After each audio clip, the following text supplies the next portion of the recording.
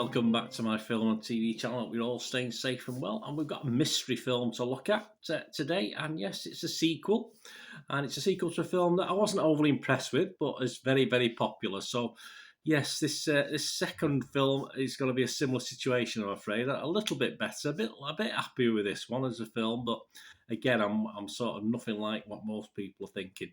So we're going to have a look at Glass Onion, a Knives Out mystery, of course, titled on screen as simply Glass Onion. So we're going to look at that today. Please, if you're new to the channel, push that subscribe button, push the bell notifications. Great to have you on board. I give thoughts and feelings of my own, but obviously I do concentrate on other people's thoughts as well. So like today, as I said, I'm in the minority, so I'll give you my opinions, but most people go against what I say. So I try to inform as best I can anyway. So it'll be great to have you on board.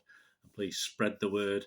And as well as pushing them two little buttons, subscribe, notification button, if you can give us a thumbs up or the like button, make an old film and TV watcher very happy. Thank you very much. In appreciation, if you do that for me. Right, mystery film written and directed by Rian Johnson, sequel to the 2019 film Knives Out with Daniel Craig. And that's part of the problem. I just don't like Daniel Craig's character. I just it just doesn't do anything for me, unfortunately. It is the main crux of any mystery. Like if you have a Poirot, you have a Vera, you have whoever it is, they have Midsummer Murders. You know, I mean, you have to have a central character you like. And Daniel Craig's role in this, I didn't like it in the first film. I'm not particularly enamoured with it in this second film.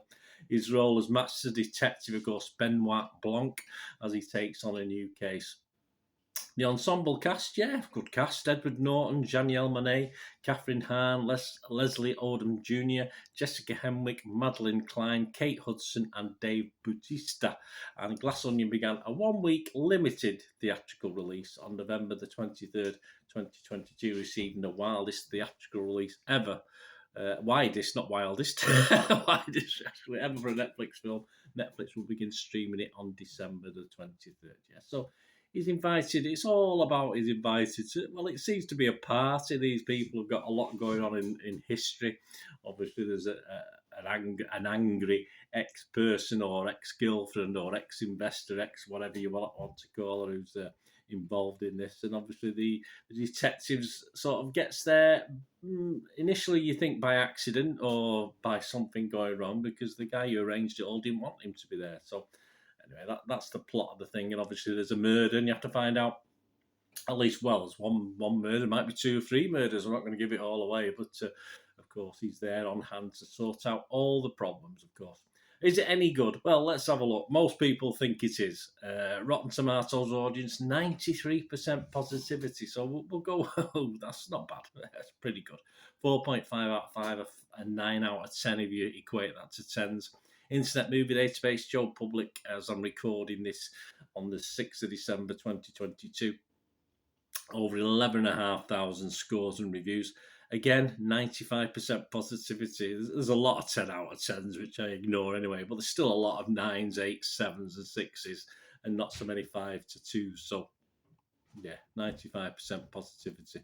What are the critics? Well, the critics agree with the public. They don't agree with me, but they agree with the public.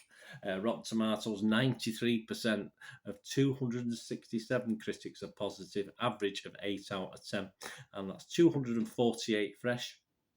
And a sprinkling of rotten, 19 rotten. Wendy I from The Observer in the UK, she said the real star, Johnson's crisply mischievous screenplay, which crams in so many laughs, you almost don't notice the occasional plot holes. I must have missed the laughs. I mean, it must be my sense of humour. I'm sorry, I've got a very, very weird sense of humour. I like weird things, but I can't remember where the laughs are. Odd. John Nugent from Empire Magazine said, a fizzy, gaudy, joyfully entertaining couple of hours. If there's any right in the world, Rian Johnson and Daniel Craig will continue making films in the Benoit Blanc cinematic universe forever. Please, no. Benoit Blanc is a blank for me, I'm afraid. I'm not going to say it wasn't watchable. I'm not going to say it was a total disaster. It was okay, it was fine, but we'll go into that more in a moment.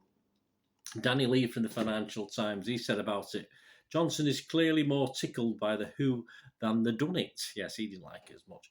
Once it arrives, the actual murder case is treated like a chore. Yeah, so yeah, Danny Lee. So yeah, he's a bit more on my wavelength with this, but there's not many that are.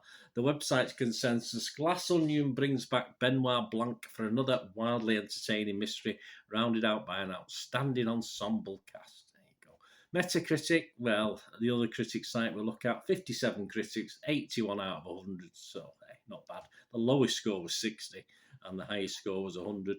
The Guardian's Benjamin Lee, he was the lowest, but it's a bit like me. I say I'm low. I'm sort of round about this figure, but I wasn't over excited about it all. The Guardian's Benjamin Lee said Johnson's more extravagant and often indulgent sequel will likely find those who prefer it to the original. Yep, that's me. It's so stuffed, but that's only because I didn't think the original was that good. It's so stuffed with so much that it'll surely prove more fun to those who appreciate getting more bang for their buck. It's hard not to have fun when Johnson pulls the strings. I just wish he'd not pulled quite so many and quite so hard. Yeah, so he likes it, but there's a proviso. But John Defoe from the Hollywood Reporter, he give it 90 out of 100. I think he's got a backhander here. The picture offers more action, more delicious comeuppances, more daring design, and a few genuinely surprising cameos just for good measure. Yet it doesn't suffer from the usual give them the same thing, but more of it. Bloat common in sequels to surprise hits. Its ensemble is more varied than Knives, and its critique of the clueless rich more relevant to our age. There you go. Well, it's got a story to tell, hasn't it? Right, Bernard's score. I'm going to give this after all my little digs. I'm going to give this 6 out of 10. That is my watchable score, and it was watchable. I watched it, and it was watchable. It was okay. I wasn't, as I said, I wasn't the biggest Knives Out fan. The original, I found it a little tiresome and generally routine in its style. But this was a tiny bit better, mainly because of the cast. I think there were good characters. I sort of invested in them. But it was all just a bit ordinary for me in the whodunit genre, and that's what I'm comparing it to with Daniel Craig's Detective. I've already intimated this, haven't I? Not really doing it for me. As far as personality is concerned, I'm not sure why all the love. Perhaps, I mean, I think I'm in the UK. I'm based in the UK. I've seen a lot. I see a lot of stuff over here made in a similar vein. Obviously, perhaps not as glitzy and fancy as this, but that's just a big budget Hollywood, isn't it? But this just feels ordinary. I'd rather have Vera. I'd rather watch 2 hours of Vera investigating a murder up on Tyneside, up on the Wear and Tyne and Wear up there, Northumberland. I'd rather have Vera or a murder in Midsummer, of course, Midsummer Murders, because that's what it is. It's one of them, but obviously not down to earth. Frost, the old days of Frost. There's lots of British things that have been out over the years as good, if not better than this, as far as characters and plots and storylines. And this is just a glossy, modern version of it. So as I said, I'm so dyed. For people who are not used to that, not been brought up on that, I suppose it is interesting, but I'm afraid it's not as interesting for me. It's just another in the genre that is okay. Nothing great, nothing fantastic. But I am in a very small minority. I'd love to know what you think as well, guys, especially if you're in the UK and you get to watch the sort of things I've watched for the last 50 odd years, 60 years near enough. I've been watching telly from a young child, watching a lot of, if you like, adult programs from being a young age as well. I always like the adult stuff as well as the kids stuff.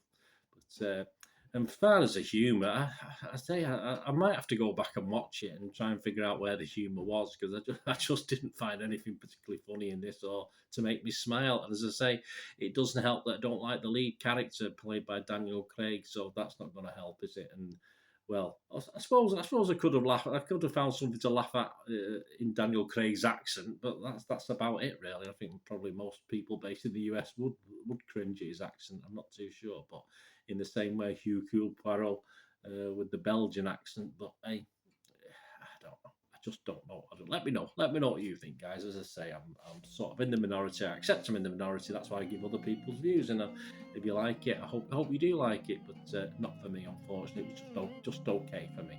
Thanks for watching. Please, until we meet again, I'll ask one thing, don't I? Please stay safe, everyone. Bye for now.